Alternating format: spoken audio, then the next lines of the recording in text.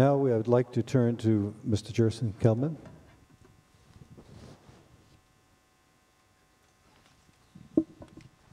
In his introductory remarks, Mr.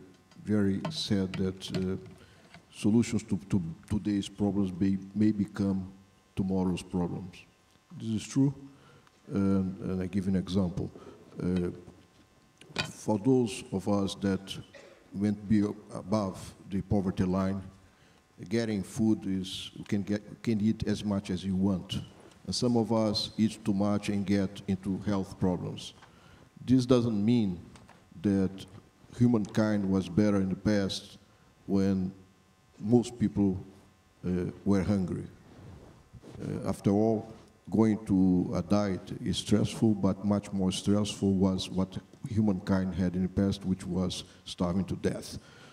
The same kind of thinking applies to water infrastructure. For many thousands of years, humankind have been building reservoirs, dams, to mitigate floods and droughts. Now, with people being afraid of climate change, the need for regulating river flows is even higher, because most climate models tells us that the variance of river flows will increase. This means that the droughts will be more frequent and more intense, droughts and floods. So nowadays it's even more necessary to build dams and reservoirs to supply water to the populations, to produce hydroelectricity, and to boost agricultural production. The construction of dams, often, or other large water infrastructure, often results in social, environmental costs, like deforestation or resettlement of local people. On the other hand, the new infrastructure often benefits people that live far away from the dam site.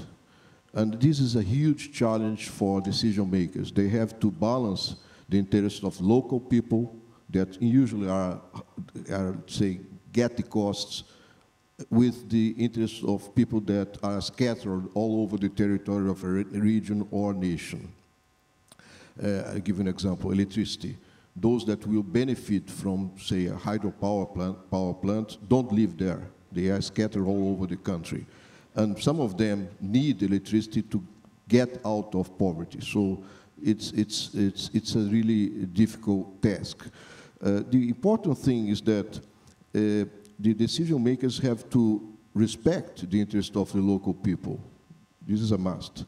But the local people and those that build the dam, the entrepreneurs, have the obligation to make not only to respect those that will be resettled, but also those that stay close to the dams.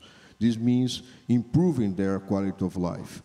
But respecting the local people doesn't mean that the local people have the right to veto any new dam, because, as I said, the new dam will benefit many other people that sometimes not even know that they're involved in the discussion. It's impossible to build a large infrastructure, water infrastructure, without causing some social or environmental impact. The zero impact alternative does not exist. It is an utopia. When impacts are very significant, sometimes it's better just to drop the project, because not all projects should be built. The decision makers should have the wisdom to sometimes just give up. But before giving up of a project, I'm thinking in particular of a hydropower plant, we should ask ourselves, what happens if the dam is not built, if that particular project is not built? Usually the question that people ask is, what will happen if this project is implemented? The other question that also needs to be asked, what happens if the project is not done? If the project is not done, sometimes this means harmful effect. In the case of Brazil, not building hydropower plants means generating electricity by burning fossil fuels. So we have to take this into consideration. There is another say, positive aspect to hydropower, which is frequently neglected. Everybody is in favor of the new renewables. I mean, wind power and sun power. Everybody agrees on that. But these new sources, new renewables, they are intermittent. I mean, say 3 a.m., the wind is blowing, and the load, the demand for electricity is smaller than the electricity that's being generated. You have to store energy in some place. Here in Europe, and I think in the US also, they are thinking on storing these energies spread all over the territory in batteries, car batteries and other sources, other kinds of batteries. Countries that can have reservoirs, can have hydropower, have the luxury of storing this extra energy as water stored in the reservoirs. So reservoirs, they are complementary to, hydropower is complementary to wind power and sun power. And this is usually not taken account. But despite the disadvantages of hydropower, there are many people don't like dams and don't like hydropower in particular. These people, in general, praise the Millennium Goals, but deny the ways to get there. Some of them accept small hydro plants, but not the large ones, as if the output of large hydro would not be renewable. I have seen people saying that small is good because it's renewable. Large is not good because it's not renewable, which is completely nonsense from the technical point of view. It is completely people that I'm sure that in this auditorium there is nobody that says absurd like that.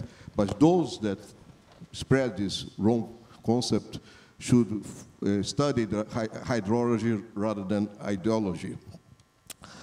Small is not always beautiful.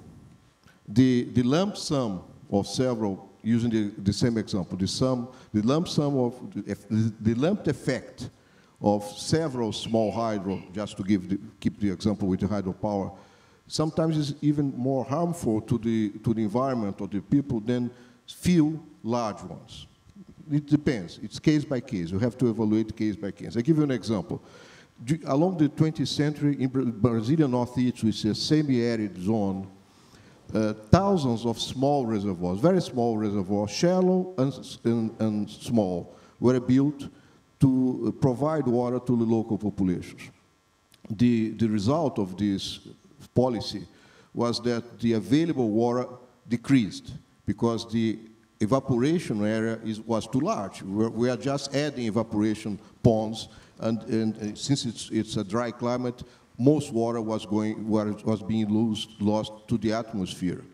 So, looking back, it would be much preferable to build few and large and profound reservoirs with big depth.